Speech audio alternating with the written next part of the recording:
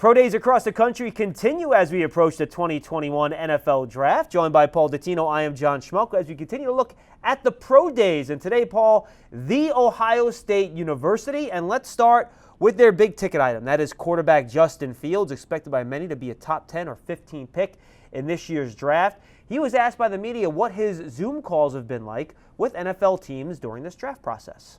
Yeah, so basically the Zoom meetings I've been having with different teams, you sit down with the coaches and they pretty much pull up your game film, or they might pull up a play or two from their playbook and have you recall it back to them. But, basically when they pull up my film, they pretty much have me, tell them the formation, what my reads are on that certain play. So pretty much going through that certain film and going through those particular plays. And Paul, he had a very impressive throwing session, showed off his big-time arm, ran a 4.44 40-yard dash. He's a runner as well.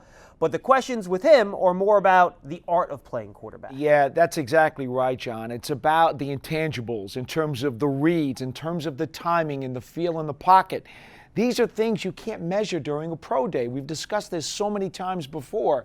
Now, he did stumble a bit at the beginning of his 40 and then still wound up going in the 4.4s. He said he wanted to go in the 4.3s. That was the only disappointing thing that he did during his diagnostic testing. No question about it. And now let's go to the other player that could sneak into the back end of the first round. That's going to be one of those borderline deals. Ohio State usually has a lot of guys in the first round. Could be only one this year. But the guy that could challenge is Wyatt Davis, the interior offensive lineman. He was asked by reporters during their pro day what he's been working on leading up to the NFL draft. For me, I feel like the biggest thing has just been pass protection, which is what I've been working on, as well as a few things in the running game. For me, I feel like my technique, especially at the next level, is something that I definitely need to improve in order to have the type of success I want to have. So just working the basic techniques as well as new and advanced techniques is what I've been focusing on and working on in both aspects of the game. Paul, he's 6'3", he's 215 pounds. If you want a guard, plug and play, he's not a bad guy to look at. No, I agree with you, John. 2-year starter, and he does everything very well. In fact, I think most people would tell you he's the best pure guard in this draft. Now, we talked about Slater from Northwestern in one of our other segments where people are thinking about converting him from tackle to guard, and he may turn out to be the best guard. But if you want a pure guard, this is a guy who gets to the next level, who is able to do all of the inside stuff, handles the double teams. He's a really good player. He'll be a top 3 guard selected in this year's draft, unless there's some crazy upset. He's expected to go pretty early. All right, one other running back we should talk about is Trey Sermon, the other offensive player. He was a transfer, got hurt late in the year, a bigger back, Paul, that can grind out some yards between the tackles. You mentioned the injury, broken collarbone, originally was at Oklahoma. Does not have a lot of wear and tear on his tires, but boy, did he break out this past season. It's interesting. Physically, he reminds me a lot of Wayne Gallman. And the truth is, he's got terrific vision. He's got good quicks with his movement, doesn't have very long speed. Yet, he wound up with 31 rushes of at least 20 yards.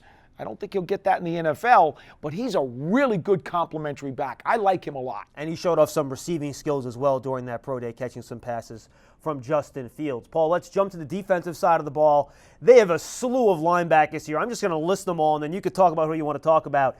Baron Browning, Jonathan Cooper, they're outside guys. Justin Hilliard, Pete Werner, Tuff Borland, they play inside. Well, John, Browning and Werner are very interesting for me because I think a lot of people are trying to figure out where are they going to fit best in the National Football League. Are these guys going to be better as inside backers in a 3-4, which is kind of where I see them, as opposed to necessarily being on the outside? They're going to be projections if you want to put them in a different kind of position. But both guys were very productive. Both guys are clearly terrific athletes. In that regard, they're kind of in the same bin. Final squad with a touchdown, Paul, is Washington. 2 guys on each side of the ball that I think are interesting. On defense, you have Levi Onwuzurike, a 6'2", 293-pound defensive tackle. And then an interesting player is Joe Tryon, 6'5", 259 pounds. He sat out this year. He opted out. And he was asked about his versatility and where he might fit in the NFL.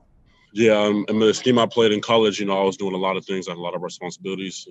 Obviously I was getting after the quarterback a lot, but playing the run, sending the edge, doing anything they asked me, dropping the coverage, man with a tight end, man with a running back, play the flats, dropping the hook. So my versatility, is all around the place. Paul, he showed his athleticism, a 4.64 40-yard dash, 7.18 3-cone. He can stand up and rush. He can put his hand in the dirt and rush, but he is a prototypical edge player. Yeah, but you know what, John? I think most people would like to see him put on some pounds and some power and to become a 4-3 down lineman as a defensive end. I don't think they necessarily want him to stand up in the NFL because I don't necessarily know if he's got the back pedal and the quicks and the athleticism to play outside linebacker as an edge at the pro level. He's a pass rusher first and foremost. No That's question. What he does. Then you have Levi Onwuzurike, Paul, 6'2", 293 pounds, did well at the Senior Bowl. He's kind of that three technique type that's going to try to rush the passer from defensive tackle. And then in the secondary, two guys, Elijah Molden, who's your typical slot corner, and then you have Keith Taylor, 6'2", long, lanky outside cornerback. Yeah, let me talk about Taylor for a second because when you look at those measurables, you say to yourself, well, wow, you'd love to stick him on the boundary. Problem is he doesn't have great speed. And so now what do you do? He played a lot of cushion when he was in college to kind of compensate for the fact that he didn't have the speed to be necessarily sticky. So he's going to be a guy who's very scheme specific. Going to play a lot of zone, not going to play a lot of stuff where he's going to follow the X down the field. 6'2", 187 pounds, 4.52 40-yard dash, talking about his speed. And Elijah Molden checked in at 5'9", which is why most people think he's more of a slot guy. For Paul Dottino, I'm John Schmeelk. Stick with us as we continue to cover the pro days leading up to the 2021 NFL Draft.